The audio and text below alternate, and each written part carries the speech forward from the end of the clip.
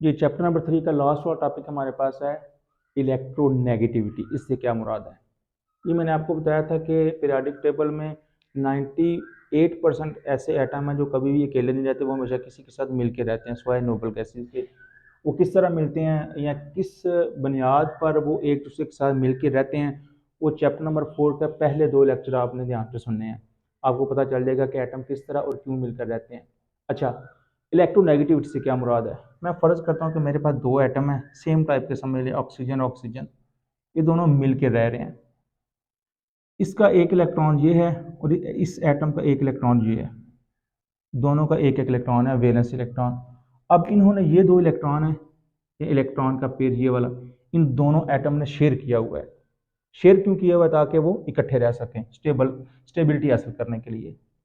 जी, अब ये जो शेयर इलेक्ट्रॉन है तो दोनों एटम ने किया हुआ है, तो डेफिनेटली इस इलेक्ट्रॉन पेयर पे चार्ज क्या होगा? नेगेटिव होगा, क्योंकि इलेक्ट्रॉन है ना। ये दो मैंने क्या लिखे हुए हैं? न्यूक्लियस। क्या होगा? इस शेयर पेड इलेक्ट्रॉन को ये न्यूक्लियस भी कशिश करेगा और ये भी कशिश करेगा। क्यों? न्यूक्लियस पे चार्ज पॉजिटिव और इलेक्ट्रॉन पेयर पे चार्ज नेगेटिव।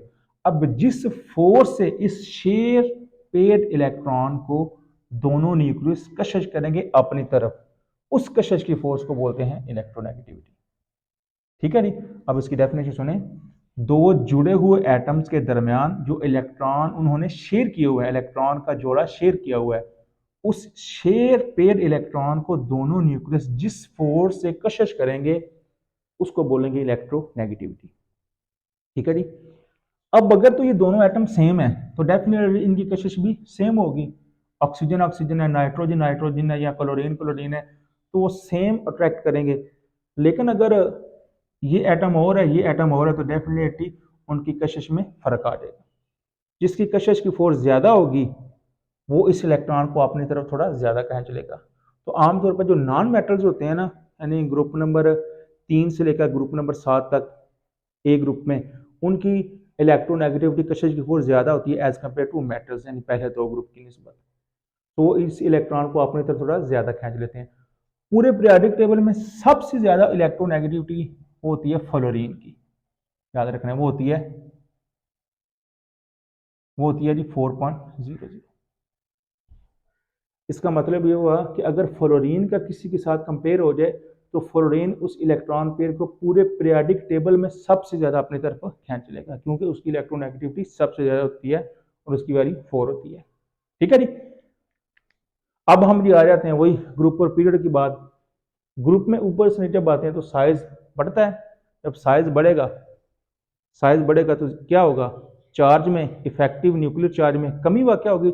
जब चार्ज में कमी वाक़ होगी तो डेफिनेटली देखें ना, ये न्यूक्लियस है पड़ा हुआ, तो साइज बढ़ता जाएगा। जब साइज बढ़ेगा तो इलेक्ट्रॉन उससे दूर ना होते जाएंगे। जब दूर होते जाएंगे तो कशिश क्या होती जाएगी? डेफिनेटली कम हो जाएगी। तो इलेक्ट्रोनेगेटिविटी की वैल्यू क्या आ जाएगी? ऊपर से नीचे कम होना शुरू हो जाएगी। क्यों? क्योंकि इलेक्ट्रोनेगेटिविटी का तल्लक ही कशिश से है, न्यूक्लियस की कशिश से। Nucleus, valence electron. जब ग्रुप में ऊपर से नीचे आएंगे तो साइज बढ़ेगा तो वैलेंस इलेक्ट्रॉन दूर ना होते जाएंगे। जब दूर हो जाएंगे तो कशिश क्या होती जाएगी? कम होती जाएगी। सो हम कहेंगे इलेक्ट्रोनेगेटिविटी की वैल्यू ग्रुप में ऊपर से नीचे कम होती है। लेकिन अगर हम पीरियड की बात करें, पीरियड में जब हम लेफ्ट से राइट आते हैं तो क्या होता है? साइज में कमी वाक़ आती है। जब साइज में कमी वाक़ होगी तो क्या होगी? कशिश बढ़ेगी। तो कशिश बढ़ने का मतलब यह है उसकी इलेक्ट्रोनेगेटिविटी की वैल्यू बढ़ जाएगी। ठीक हो गया जी। सो ये मेरे पास इलेक्ट्रोनेगेटिव था, पीरियोडिक टेबल मैंने ग्रुप और पीरियड्स में रुझान था। अच्छा जी, ये हमारे पास चैप्टर तो कंप्लीट हो गया। इसमें ना जो हमने लास्ट में 2-3 डेफिनेशन पढ़ी हैं, शील्डिंग इफेक्ट की, आयोनाइजेशन एनर्जी की, इलेक्ट्रॉन अफिनिटी की, इलेक्ट्रोनेगेटिविटी की, वो डेफिनेशन पूछता है। और कभी कभार पूछता है किसका ग्रुप और पीरियड में रुझान लिखें, या कभी किसी एक चीज़ का पूछ लेता है ग्रुप में लिख दें या पीरियड में रुझान लिख दें। तो फिर अगर तो एक का पूछ जाए तो वो फिर ग्रुप और या पीरियड में लिख दें।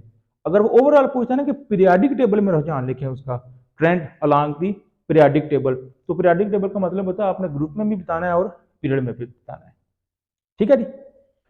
जी लास्ट पे एक ये फार्मूला ये आपने याद रखना है, जिसे आपको लास्ट में तीनों एनर्जीज पढ़ी है ना, आयोनाइजेशन एनर्जी, इलेक्ट्रॉन अफिनिटी और इलेक्ट्रोनेगेटिविटी, इनका क्या रिलेशन है। तो याद रखना है आपने ये तीनों, यानी कि आयोनाइजेशन एनर्जी, इलेक्ट्रॉन अफिनिटी और इलेक्ट्रोनेगेटिविटी, ये डायरेक्टली प्रोपोर्शनल होती हैं न्यूक्लियर चार्ज के। क्या मतलब? डायरेक्टली प्रोपोर्शनल हमने पढ़ा हुआ है फिजिक्स में कि अगर एक चीज़ बढ़े दूसरी भी बढ़ जाए, अगर एक चीज़ कम हो दूसरी भी उसी लिहाज से कम हो जाए। यानी कि अगर न्यूक्लियर चार्ज बढ़ेगा तो इन तीनों की वैल्यूज भी बढ़ जाएगी।